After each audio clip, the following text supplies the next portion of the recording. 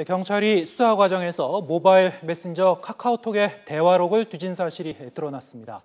천주교 인권위원회 등 6개 시민단체는 서울 중구 프란치스코 교육회관에서 기자회견을 열고 경찰이 정진우 노동당 부대표를 수사하는 과정에서 모바일 메신저 카카오톡에 대한 광범위한 사찰이 이루어졌다고 주장했습니다.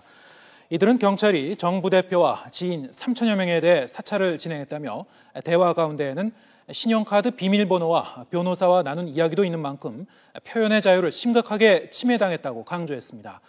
정 부대표는 지난 6월 서울 국무총리 공관 주변에서 박근혜 대통령의 퇴진을 요구하는 집회를 연 뒤 경찰의 해산 명령을 따르지 않은 혐의로 구속 기소됐다가 지난 7월 보석으로 풀려났습니다.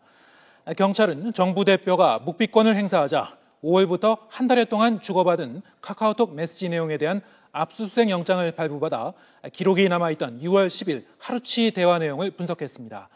이에 대해 경찰은 영장을 발부받아 정당하게 압수수색을 진행했다며 범죄 혐의와 관련된 부분만 골라 수사를 진행했다고 해명했습니다.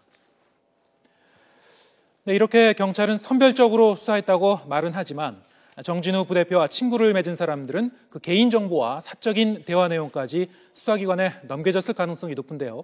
이렇게 사이버 감시가 사실로 드러나고 검찰이 최근 사이버 수사를 강화하겠다고 밝히면서 이른바 사이버 망명 현상이 나타나고 있습니다.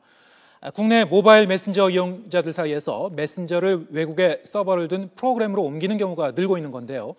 대표적으로 러시아 IT 전문가가 제작한 텔레그램이 인기입니다. 텔레그램은 독일 베를린에 본사를 두고 있으며 강력한 보안을 자랑합니다.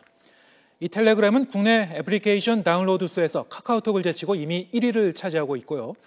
이 같은 인기에 힘입어 우리나라는 전 세계에서 텔레그램을 가장 많이 다운로드한 국가에 선정되기까지 했습니다.